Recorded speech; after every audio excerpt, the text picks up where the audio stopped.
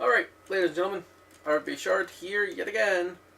This time around for my E3 breakdowns, teardowns, rants, whatever the fuck you want to call them, whatever they end up turning out to be. But as always, I did my live stream event, and thank you to all who joined. We had a few regulars, and we had a bunch of new guys. Unfortunately, I wasn't able to record the Microsoft live stream, namely because I was having bandwidth issues. But that got resolved, and I also did the Sony event. For the first year ever, I actually stayed all up until like freaking 4 a.m. to watch Sony's live event. But here's going to be a rundown of what I thought for the Microsoft conference. Each conference this year will be getting its own independent video, including EA and Ubisoft. So, namely because, you know, there's not the top 3 this year because Nintendo didn't bother showing the fuck up. So, here we go.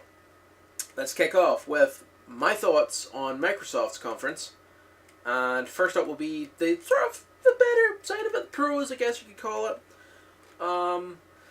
Basically, in my opinion, Microsoft started off really well. Actually, they started off really strongly with, talking about their support for the Xbox 360 and their continued releases for the console. You know, like the added titles that were coming out for it. You know, the fact that they're hoping to support it until like 2017, shit like that.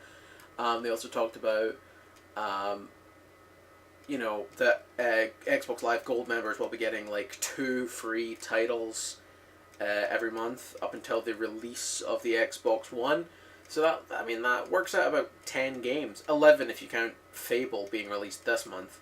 So you're looking at about 10 free games. That's really nothing shabby. I mean, the first 2 releases they announced were Assassin's Creed 2 and Halo 3.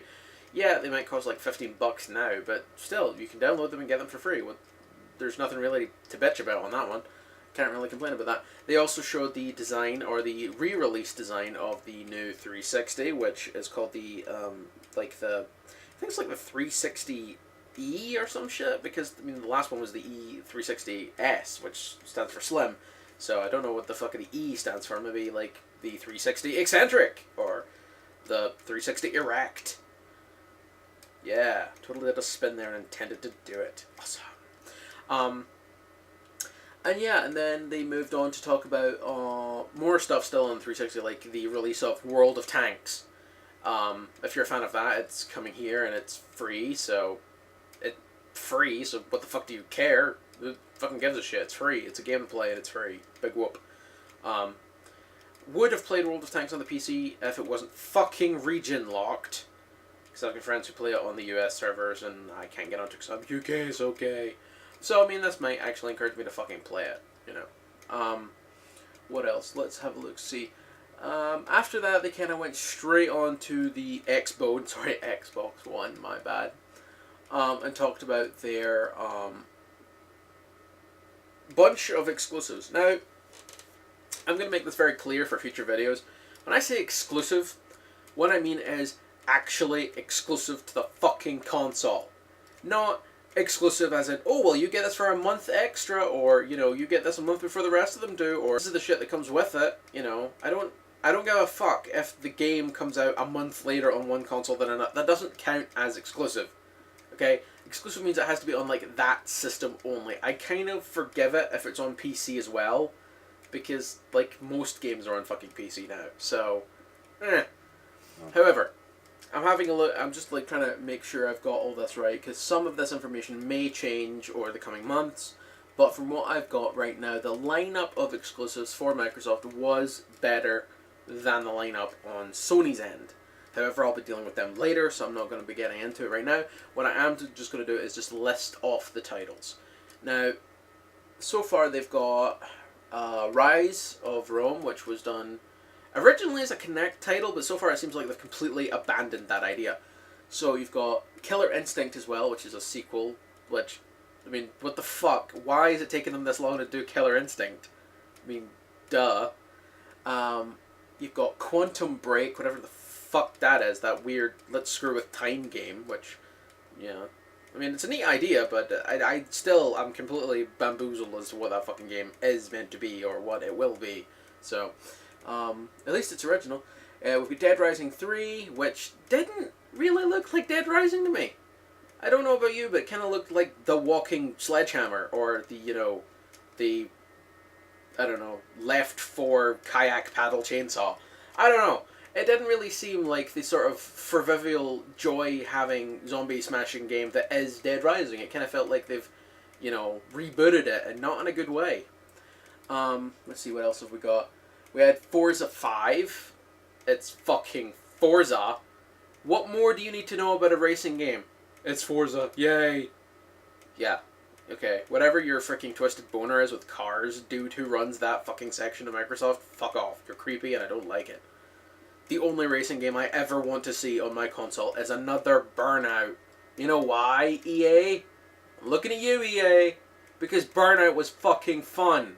Crashing cars is awesome. It's something you can't actually do in real life. However, driving in a circle you can do.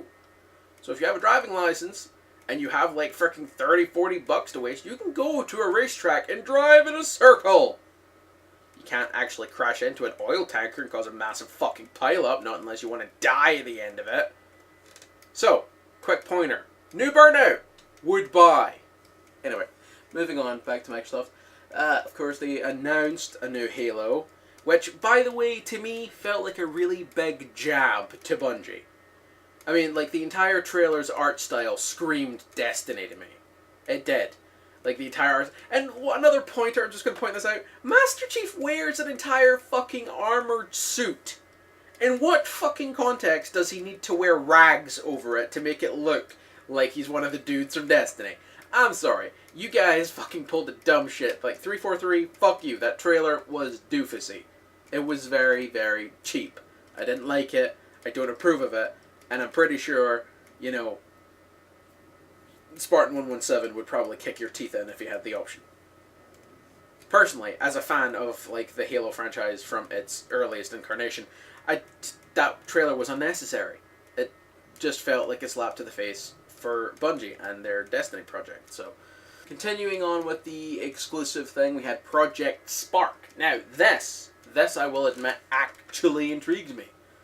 This looked like, the next generation, or at least Microsoft's version of Little Big Planet. Something where you get a basics fucking physics engine and you get to build your own game. We saw like stuff like freaking stylized platformers to sort of like mech incarnations and shit like this. So I mean, this actually really perked up my ears. I was like, ooh, this looks nice. This looks interesting. I might get on board with this. It's not enough to sell me a fucking console, but it's better than half the other fucking lukewarm retread garbage you've spat out at me lately. So, and of course the last one that deserves any sort of exclusive credits would be Titanfall. Now, this is the first game from Respawn Studios. If anybody knows the story of Respawn Studios is the guys, like, made up from the two guys who got fired from Infinity Ward for fucking up Modern Warfare 2. With their gargantuan lack of patches and, of course, giving a shit about their fan base. So, to be honest, I wasn't all that thrilled to see a game from them. However, what I will say is it would appear that they've actually pulled their fucking head out of their ass and built a decent game. From what we've seen so far, Titanfall actually looks pretty impressive. Like the use of parkour elements that are seamlessly put into the game along with, the standard running mechanics. Jetpacks are always fun since Halo did them. And then the added combination of soldier-on-mech combat. Now, very few games have ever done that. Or done it, at least successfully. Like, the few I can remember, like one of the Mech Warrior games on frickin' the Xbox original, and then you've got like maybe Battlefield 2142, which had mechs in it and had soldiers running about shooting at it. That was probably like that, or maybe some. If you really want to, you could probably mention Lost Planet, but that's about it. So I mean, this from a first person's perspective as well seems pretty neat. However, I'm not willing to say that these two games, Project Spark and Titanfall, are going to sell me this console, especially when all we saw was trailers and no actual gameplay. So, let's keep that in reserve. Alright, let's move... one last honourable mention for the good side of the Microsoft conference was the lack, and I praise them highly for this, the lack of fucking sports titles. See, finally it appears it's dawning on Microsoft who their fan base happens to be. It is not athletes. It is not sports enthusiasts. It's pudgy ass gamers such as myself who like to sit at home and play fucking video games. So yeah, appreciating the non-sports elements, the non-freaking media bullshit elements, and no child actors, thank Christ. That was a relief. But anyway, now we have to move on to the bad parts of this freaking conference, which seem to be freaking cannonballing it towards me at a rate of knots. First off, we had count 'em, two on-stage demos that fucked up. First of all being another exclusive, which didn't really deserve a mention because it's fucking garbage, called freaking Crimson Dragon. That is like the lamest name for a game I could ever think of. It's like, oh, what should we call it? Well, it's a dragon game and it's about a red dragon. Fuck it, let's call it Crimson Dragon! Yeah, way to go there, fucking genius department. Well done. Take a coffee break and stab yourself in the eye with a sharpened pencil.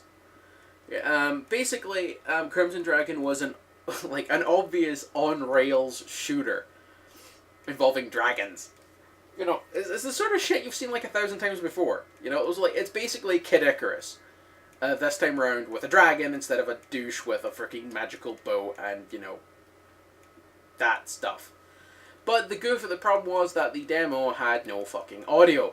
So it basically was a trailer without half the trailer. So we have no idea how the sound design works, if it was even any good. The game kind of looked really lame, so not exactly worth being entered into E3, but fuck it. The next one, of course, was the biggest fuck up of that stage show, where they showed Battlefield 4. Now, the trailer for Battlefield 4 worked pretty well when it finally started. The guy on stage was sitting there for a good 3 minutes, looking as uncomfortable as I've ever seen a human look. Kind of like a guy who's sitting on like a train toilet and the door accidentally slides open while he's in the middle of the downstroke, taking a poop. And like everybody on the freaking trailer is staring at him. You know, that sort of level of uncomfortableness is what I saw in that guy's face. And basically, I'm picturing the entire backstage crew with their heads on fire, running around screaming, "We're all gonna die." Because, you know, it's one of the biggest freaking demos of the show and they fucked it up. So, technical difficulties will always be the bane of E3. And of course, stupid companies. Anyway, moving on. The next thing I'm going to mention is probably kind of combined with my last 2 points, really, was the restrictions on the console are still there. They haven't been lifted, they haven't been altered, they haven't been anything since the original launch on May 27th.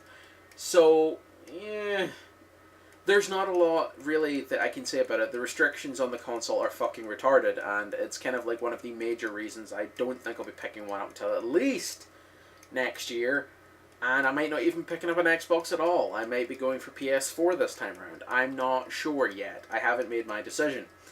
But that kind of leads into the big point, which was the price tag. Now, I was really hoping that Microsoft had learned from their success with the 360 and the failings of Sony with the launch of the PS3. That they had, you know, ironed out a decent price tag that would be acceptable to most people's wallets. Now I'm talking to you from UK price tag, and the UK price tag was £429. Now, if anybody has any sort of brain cells and has access to a currency calculator, you do realise that us in the UK are being monetarily fucked. And I mean not just like generally, oh yes, we're just going to just the tip.